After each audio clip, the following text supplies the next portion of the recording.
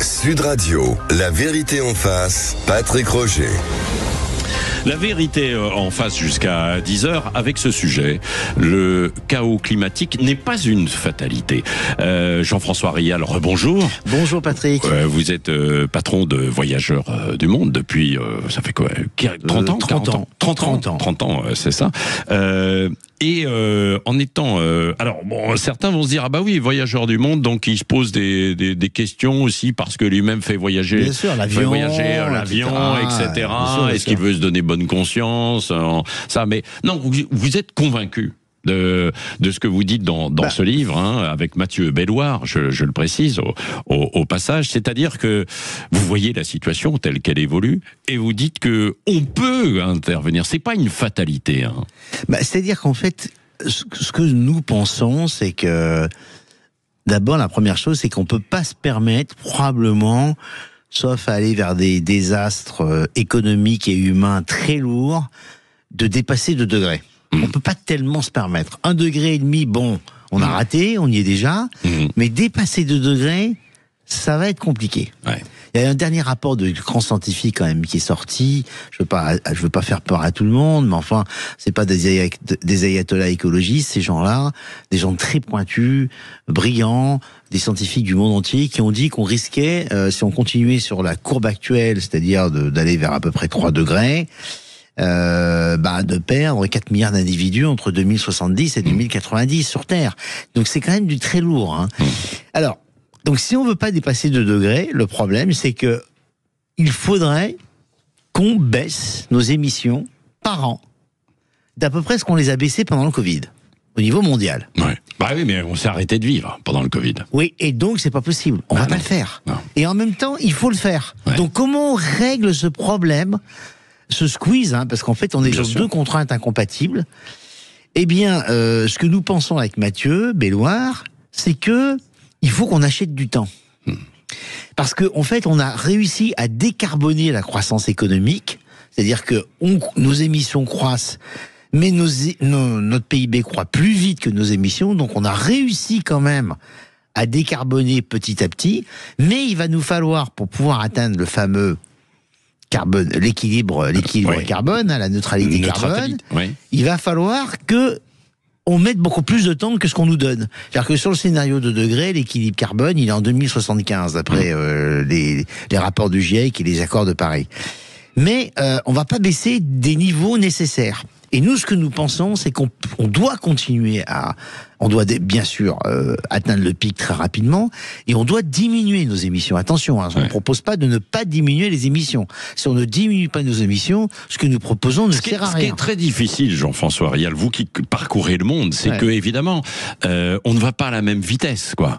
Bien sûr. Et que nous, par exemple, en France et même en une partie de l'Europe, on a fait beaucoup d'efforts. On en demande d'en faire encore énormément, alors que vous l'avez vu. Dans d'autres endroits du monde, ça galope. Oui, mais par exemple, contrairement à ce qu'on croit, les États-Unis sont plutôt des bons élèves, c'est-à-dire qu'ils sont trop élevés, mais ils baissent. Et quoi qu'en dise Trump, ils vont continuer à baisser. Les Chinois, à partir de 2035, ils vont baisser. Donc en fait, on est sur une courbe clairement qui va baisser, mais on baissera. Il faut continuer à baisser, mais on ne baissera pas assez vite. Et ce que nous proposons, c'est d'acheter du temps. Alors voilà, c'est ça. Et puis, parce qu'il y en a quelques solutions qui sont sur la table, en dehors de cette neutralité d'un côté, quoi. C'est-à-dire que, si vous voulez, on devrait baisser de 4% par an à partir de 2025, qui est le pic estimé. Bon, peut-être que ce pic sera pas en 2025, mais on n'est pas quelques années près, de toute façon, à l'échelle du climat. Eh bien, nous, ce que nous proposons, c'est de baisser d'1/3 ou de 50% de moins ce qu'il est nécessaire de baisser pour rendre cette baisse réaliste. Alors, comment ? En absorbant massivement du carbone. Voilà. Et ça, on peut. Parce qu'en fait, il y a différentes solutions pour absorber massivement du carbone. La meilleure serait de changer l'agriculture mondiale et de passer à l'agroécologie. Mais, au lieu de gagner du temps, on va en perdre, parce que pour faire évoluer les mentalités, ça sera trop long. Donc nous, ce qu'on propose, c'est de planter massivement des arbres pour toujours diminuer les émissions, mais parce moins que ça les diminuer. capte dans l'atmosphère. Parce que ça capte de façon massive. Vous le dites dans votre livre, ça capte de façon massive, et donc si on plante un peu partout... Et il y a un Anglais qui s'appelle Thomas Crotter, qui est un grand chercheur, et qui a démontré qu'on pouvait planter 900 milliards d'arbres supplémentaires sur Terre sans toucher aux activités humaines et agricoles. 900 milliards d'arbres, sur à peu près 3000 milliards d'arbres présents dans le monde.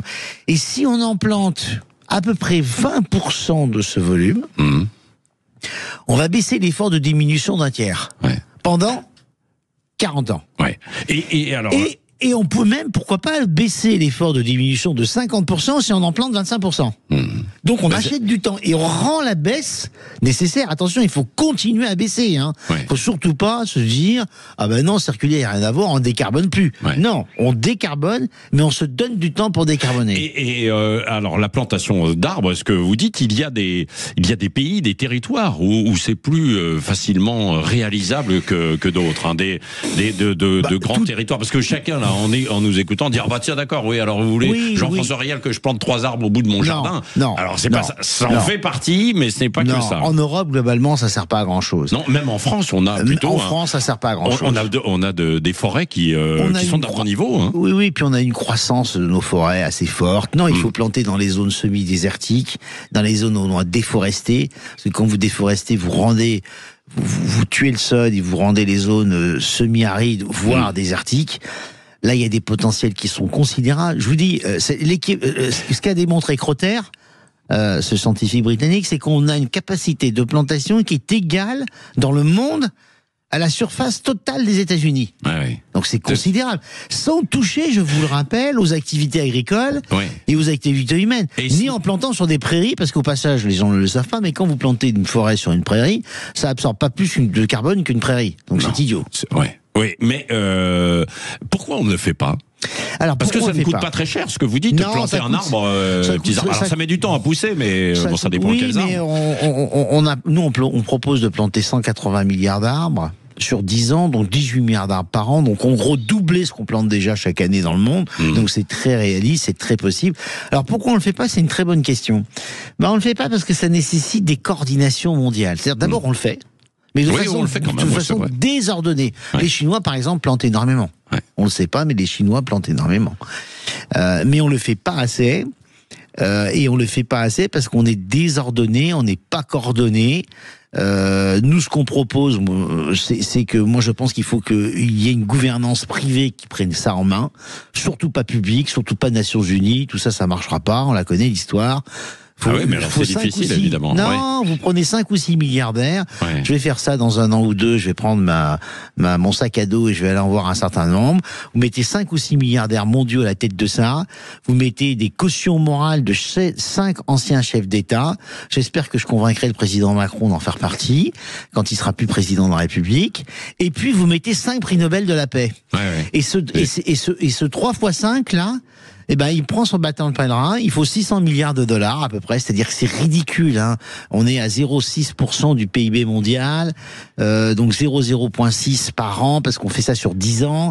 C'est beaucoup moins que le transfert d'argent que les accords des COP prévoient des pays du Nord vers les pays du Sud.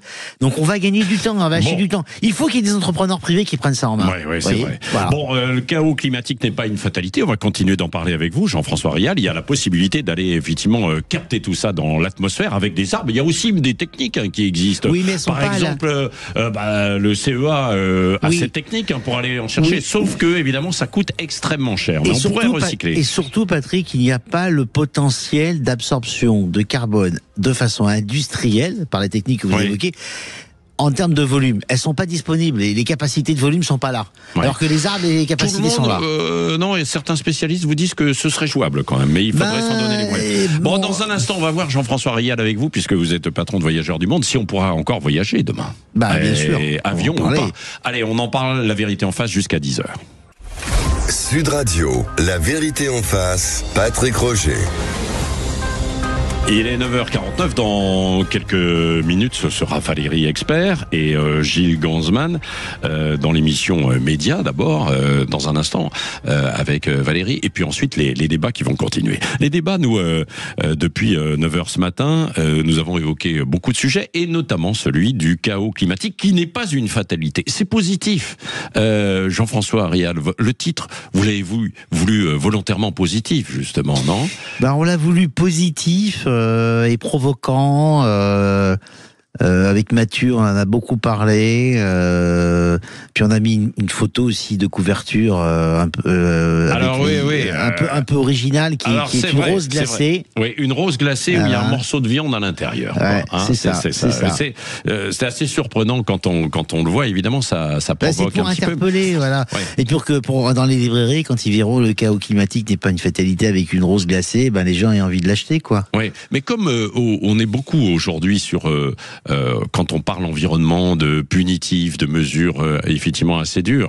Pour ça que le grand public a parfois du mal aussi à adhérer, en se disant je peux faire des choses moi-même, mais tout de même. Alors, on a parlé de la plantation en fait des arbres, c'est une solution pour aller absorber effectivement le CO2, bien sûr, tout ce qu'on rejette dans l'atmosphère. Et il y a une autre piste que vous évoquez à propos des déplacements, des voyages. Vous y revenez parce que vous êtes patron voyageur du monde, donc on se dit oui d'accord, mais eux ils polluent aussi beaucoup avec l'aviation. Quelles sont les pistes alors pour demain?